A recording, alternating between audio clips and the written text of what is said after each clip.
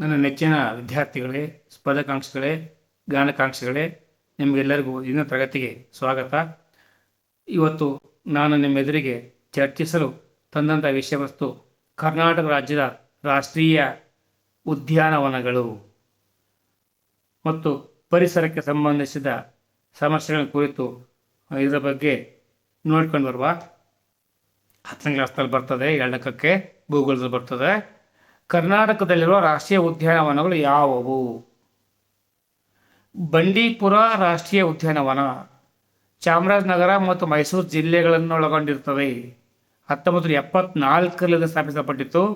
ಇದರ ವಿಸ್ತೀರ್ಣ 868.63 ಚದರ ವಿಸ್ತೀರ್ಣ. ಬನ್ನೇರಘಟ್ಟ ರಾಷ್ಟ್ರೀಯ ಉದ್ಯಾನವನ ಬೆಂಗಳೂರು ನಗರ ಮತ್ತು ಚಾಮರಾಜನಗರ 1974 260.51 ವಿಸ್ತೀರ್ಣ. ನಾಗರಹೊಳೆ ರಾಷ್ಟ್ರೀಯ ಉದ್ಯಾನವನ ಮೈಸೂರು ಮತ್ತು ಕೊಡಗು 1988 643.39 ವಿಸ್ತೀರ್ಣ. ಕುದುರೆಮುಖ ರಾಷ್ಟ್ರೀಯ ಉದ್ಯಾನವನ ಚಿಕ್ಕಮಗಳೂರು, ಉಡುಪಿ ಮತ್ತು ದಕ್ಷಿಣ ಕನ್ನಡ 1987 600.57 ಚದರ ಒಟ್ಟು ವಿಸ್ತೀರ್ಣ. ಅಂಶಿ ರಾಷ್ಟ್ರೀಯ ಉದ್ಯಾನವನ ಉತ್ತರ ಕನ್ನಡ ಜಿಲ್ಲೆ 1987 339.88 ವಿಸ್ತೀರ್ಣ.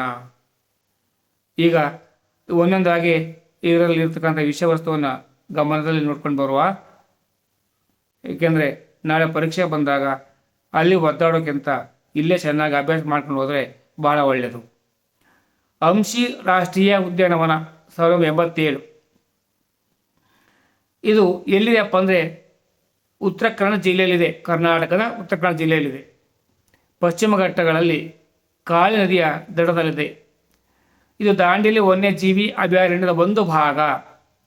ಅಂಶಿ ರಾಷ್ಟ್ರೀಯ ಉದ್ಯಾನವನ ಮತ್ತು ದಾಂಡೇಲಿ ವನ್ಯಜೀವಿ ಅಭಯಾರಣ್ಯವನ್ನು ಒಟ್ಟಿಗೆ ಗುರುತಿಸಿ ಪ್ರಾಜೆಕ್ಟ್ ಟೈಗರ್ ಅಡಿಯಲ್ಲಿ ಟೈಗರ್ ರಿಸರ್ವ್ ಸ್ಥಾನಮಾನ ನೀಡಲಾಯಿತು. ಇವುಗಳನ್ನು ಅಂಶಿ ದಾಂಡೇಲಿ ಟೈಗರ್ ರಿಸರ್ವ್ ಇದನ್ನು ಈಗ ಕಾಳಿ ಟೈಗರ್ ರಿಸರ್ವ್ ಎಂದು ಮರುನಾಮಕರಣ ಮಾಡಲಾಗಿದೆ. ಸಸ್ಯವರ್ಗ ಪತನಶೀಲ ಕಾಡು ಮತ್ತು ಮಲೆನಾಡಿನ ಮಳೆಕಾಡನ್ನು ಹೊಂದಿದೆ. ಪ್ರಮುಖ ಸಸ್ಯವರ್ಗ ಇಲ್ಲೇನು ಸಿಗುತ್ತಪ್ಪ ಅಂದರೆ ದಾಲ್ಚಿನ್ನಿ, ಬಿದಿರು, ನೀಲಗಿರಿ.